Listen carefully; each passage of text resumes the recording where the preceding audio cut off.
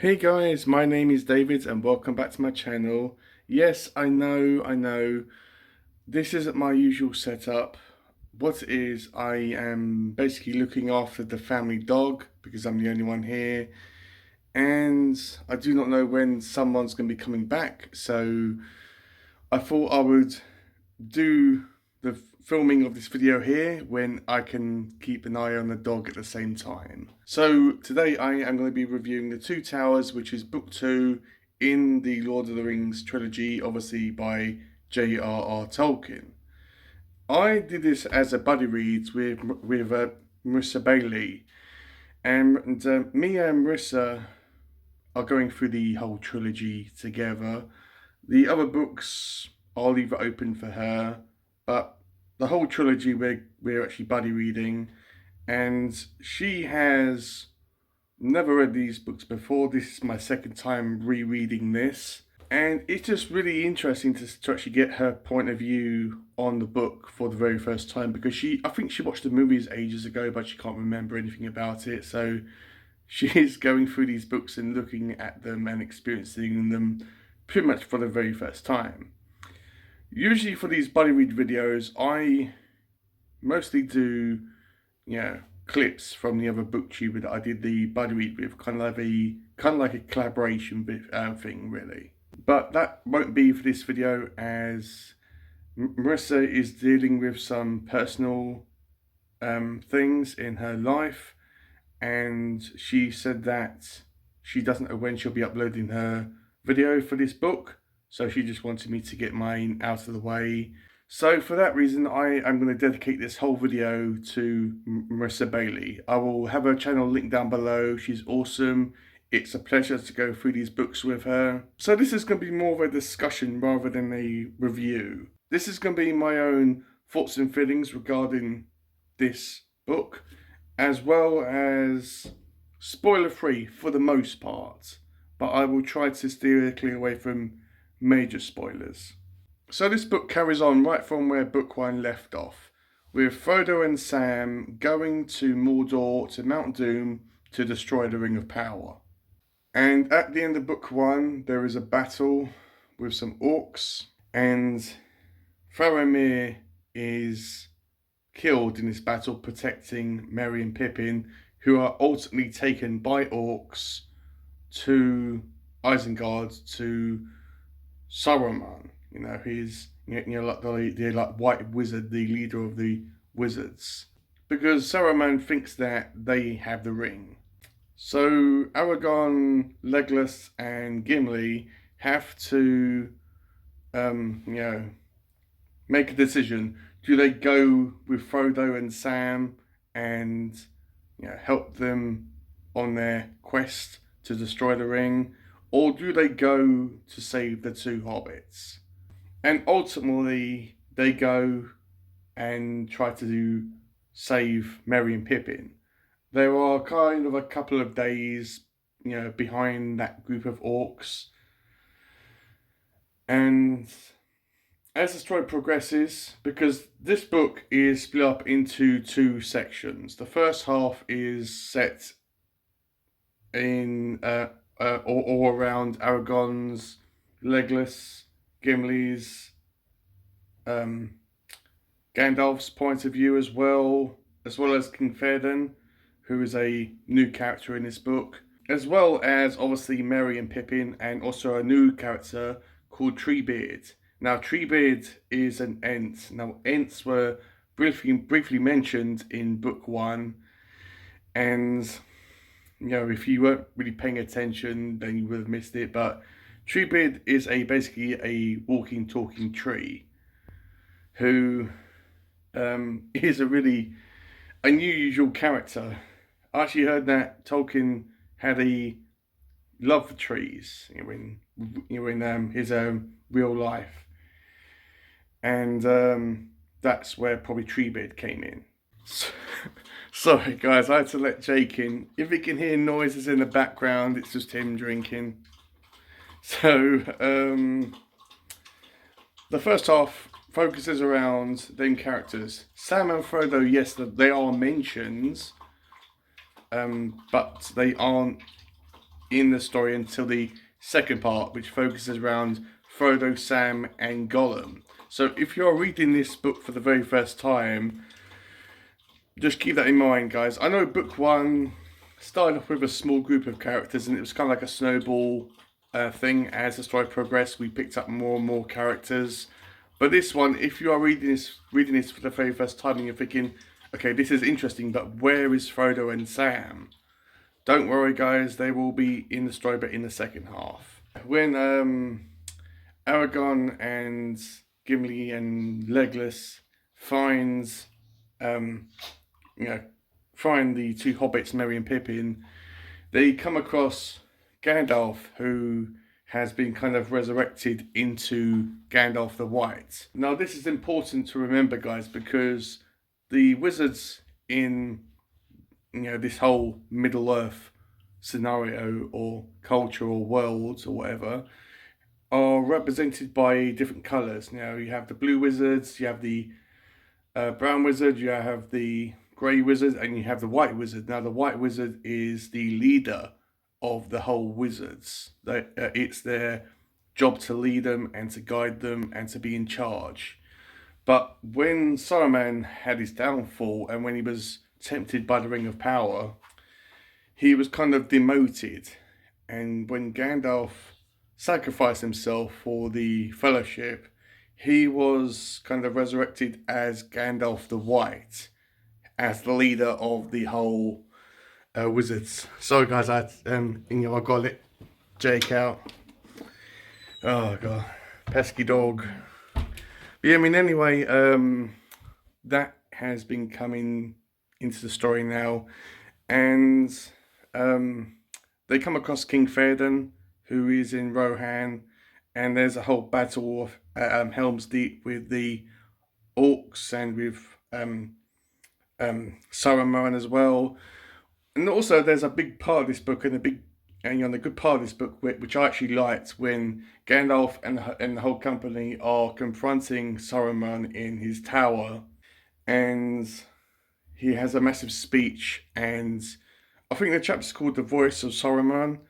It's really, really good when he's kind of like said, right, and it's really good when Gandalf says to him that I forgive you for all that you have done. If you lay down your staff and come with me, I will basically take care of you and I will protect you, but you have to do everything that I say. He's pretty much given him a second chance. So when we first read about Frodo and Sam, and obviously Gollum, because Gollum becomes a big part of this book. Yes, in book one he was mentioned. He is a massive character, rather. But in this book he comes into contact with Frodo and Sam, and their section is more simplistic, as it always is. Their goal is to get into Mordor, but they have no idea how to get there. They can see it, but they don't know how to actually get there and get into Mordor and go to Mount Doom and destroy the Ring of Power. So they're basically lost in this wasteland. And when they come into contact with Gollum, Gollum says, oh yes, I know a secret way into Mordor. No one knows but me. And Sam doesn't trust Gollum, or Smeagol, as he's sometimes referred to. If you read this book for the very first time and you're wondering, okay, who's Gollum and who's Smeagol? Smeagol is Gollum and Gollum is Smeagol.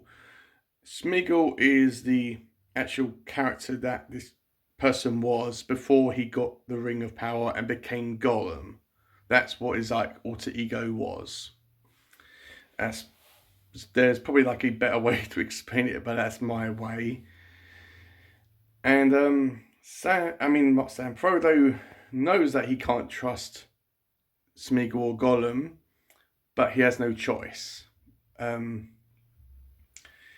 I think there's that kind of sympathy thing for him, because he knows that this isn't Gollum's fault about what the ring has done to him, and he just basically wants to help.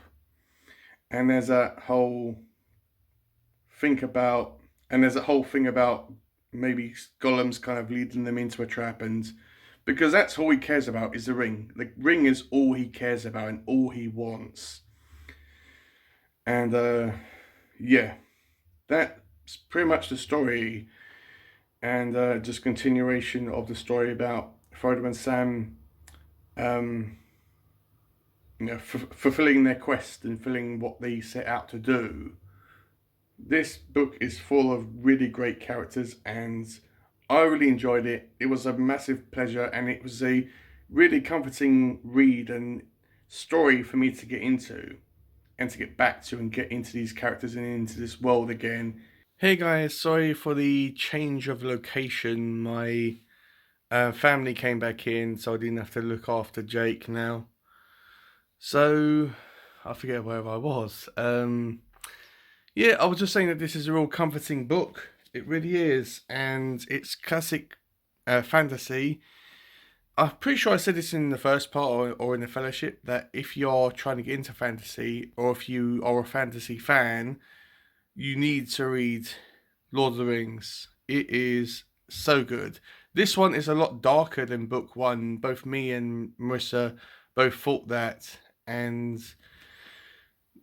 it seems like the stakes in this are higher. Yes, it does have more of a light-hearted approach for some characters and some sections, but for the most part, the fun is over from book one.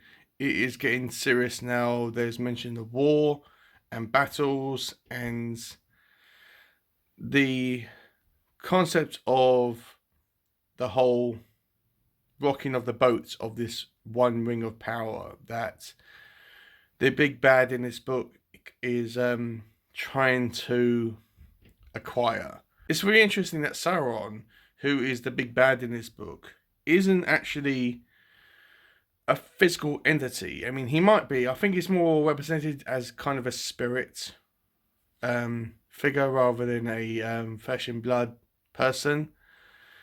But in the movie, I'm pretty sure that Peter Jackson, I forgot his name, kind of represented Sauron as this eye on top of the tower, which is mentioned in the book, and it kind of escapes me. And that's how he was represented in the movie. But it's kind of unusual that I think that he is a kind of a spirit in this book. I'm sure someone's going to correct me if I'm wrong, but as far as I can understand it, he's a kind of a spirit form, and maybe he needs the ring to come back to life or whatever. But I don't know. It's really, really good. So that's been my kind of discussion about the book, and you can probably get my overall thoughts on this. This I'm going to rate a 5 stars out of 5. I could nitpick it, but I'm not going to. And I cannot wait to read book 3, The Return of the King. Obviously, I'm going to wait for Marissa to give me the word on when she's ready. There's no rush for that. And before I forget, her channel will be linked down below. Probably said it at the start, but don't forget to check out her channel. She's awesome. She's really, really nice, and yeah, I enjoyed reading this book with her. It was a pleasure, and yeah, I can't wait to see her video whenever she posts it. So let me know, have you read Lord of the Rings? What did you think about it? Did you like it? Did you not like it? And let's just have a discussion about it down below in the comments. And if you haven't read the Lord of the Rings, are you planning to read it? Is it something that's on your radar? I know it intimidates a lot of people, but trust me guys, you don't have to be intimidated by Lord of the Rings. I know when you put all the books together, it's a massive book. But when you read the individual books, Fellowship, The Two Towers, and Return of the King, it is much more manageable than having it all in one book. But yeah, let's just have a discussion about whether you're going to read it or not, or whether you are intimidated to read it or not. Because if you are, please don't, guys. This is really great. And there's also loads of audio versions of this book on YouTube. So in case you don't want to read the book, you can listen to it on audio. So yeah, that's just been my, I was going to say little video, but I haven't edited it yet. Hopefully it hasn't been that too big. And yeah, can't can't wait to finish up the trilogy and then going on to the Silmarillion and Unfinished Tales, which I will discuss with Marissa whether she wants to read them or not. If she doesn't, it's cool. But yeah, I just want to like read them, which will be for the very first time. So I'll leave it up to her. So yeah, guys, thank you for watching, and I will see you on my next video.